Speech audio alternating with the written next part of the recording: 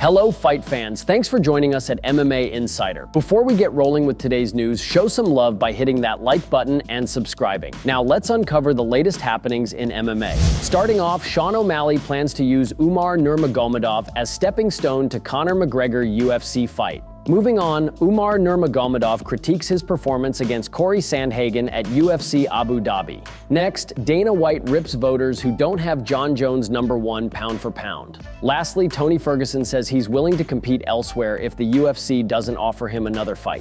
UFC bantamweight champion Sean O'Malley believes a win over Umar Nurmagomedov could lead him to a showdown with Conor McGregor. O'Malley reacted to Umar's unanimous decision victory over Cory Sandhagen in the main event of UFC Abu Dhabi. Umar's pro MMA record is now 18-0, the 135-pound champion. O'Malley doesn't appear to feel threatened by the possibility of fighting Umar. In fact, he plans on using the undefeated contender from Dagestan as a stepping stone to a fight against McGregor. In a new video posted on his YouTube channel, Sean O'Malley responded to fans who are wondering if Umar Nurmagomedov could be next for the winner of his title defense against Merab Dvalishvili at UFC 306. O'Malley explained why he feels a victory over Umar could be the path to a fight against Conor McGregor. Here is what he said.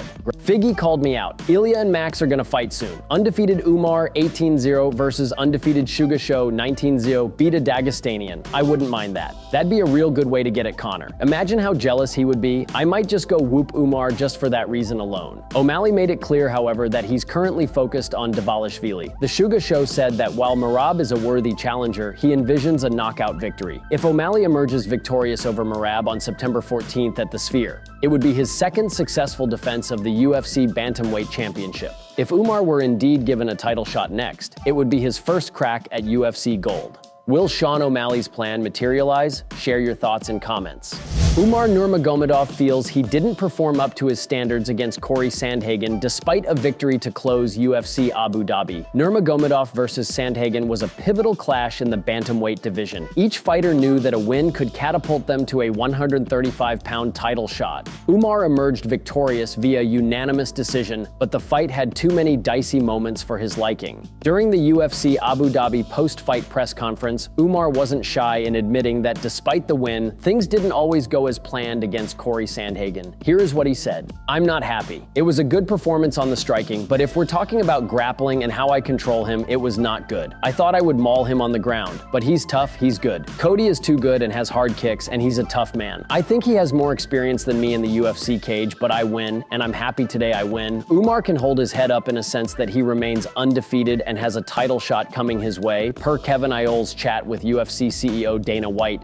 Nurmagomedov will now be game planning for the winner of the bantamweight title fight between Sean O'Malley and Merab Dvalishvili, which will take place at UFC 306 on September 14th. For now, Umar will get a chance to rest up and see who is at the top of the bantamweight mountain by mid-September. Umar has revealed plans to attend the O'Malley versus Dvalishvili title fight next month.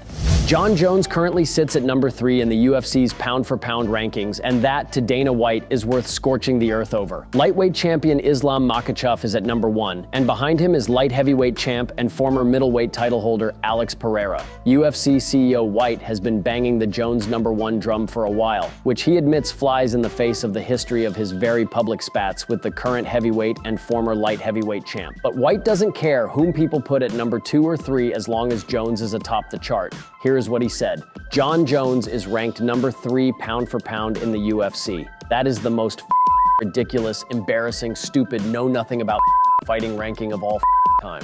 Much of the debate over Jones's placement has to do with his inactivity. He won the heavyweight title in March 2023, putting him on the short list of fighters to hold belts in 2 UFC weight classes. He was set to return in November 2023, but suffered a training injury. Now Jones is expected to fight former heavyweight champ Stipe Miocic in November at Madison Square Garden. Stipe Miocic lost the heavyweight title to Francis Ngannou in March 2021 and has been inactive ever since. By virtue of his record 3 consecutive UFC heavyweight title defenses and 2 reigns as champion, he's regarded by many as the greatest heavyweight in history. But it will be 44 months between fights if the November date comes to fruition, nearly 4 years. But Jones's win over Cyril Gane for the heavyweight strap is his only fight since early 2020, which has critics asking how someone with 1 fight in 4.5 years can be a valid number 1 pound-for-pound fighter.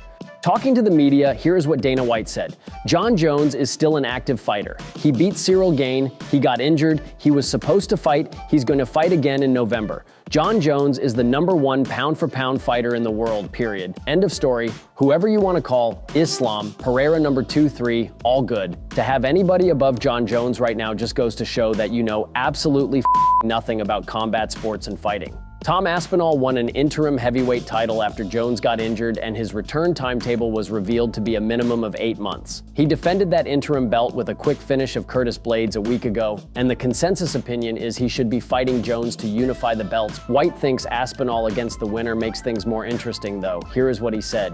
You've got two sides of the coin. Everybody's talking about, oh, Dana doesn't respect this guy and he doesn't do this, he doesn't do that. It's a fight that they both want to happen. Total respect fight. I think they both deserve it. I get it. Everybody wants to see Tom Aspinall versus Jones. But let me tell you what, after Stipe Miocic and Jon fight, whoever wins, the Aspinall fight's even bigger. But when all is said and done, White thinks ranking Jones below Pereira and Makhachev is the result of people lashing out at Jones the person and not looking only at Jones the fighter. Outside the cage, Jones has had a myriad of arrests, legal run-ins, positive drug tests, and was stripped of the 205-pound title multiple times by the UFC. When looking at greatest of all-time conversations in MMA, Jones likely always will hold a strong argument as the best ever. But most people look at a pound-for-pound list differently than a GOAT discussion and treat pound-for-pound as the best right now, at this moment in time.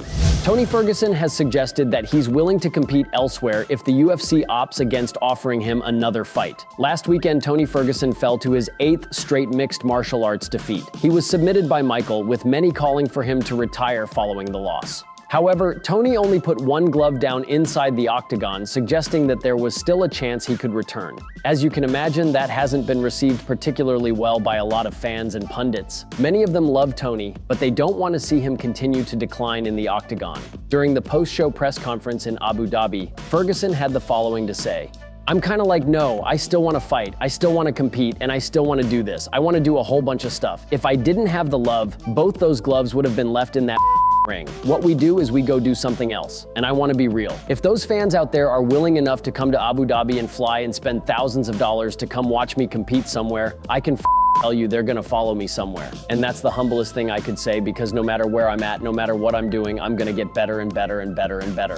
Thank you so much for tuning into today's video. Your dedication and support fuel our passion to bring you the latest and greatest in the MMA world. If you enjoyed today's news, please give us a thumbs up and share it with fellow MMA fans. Remember to subscribe to stay in the loop with daily MMA updates. We've got a lot of exciting news, interviews, and analysis coming your way every single day. Your engagement helps us grow and serve the MMA community even better. Once again, thank you for being an integral part of our daily MMA journey.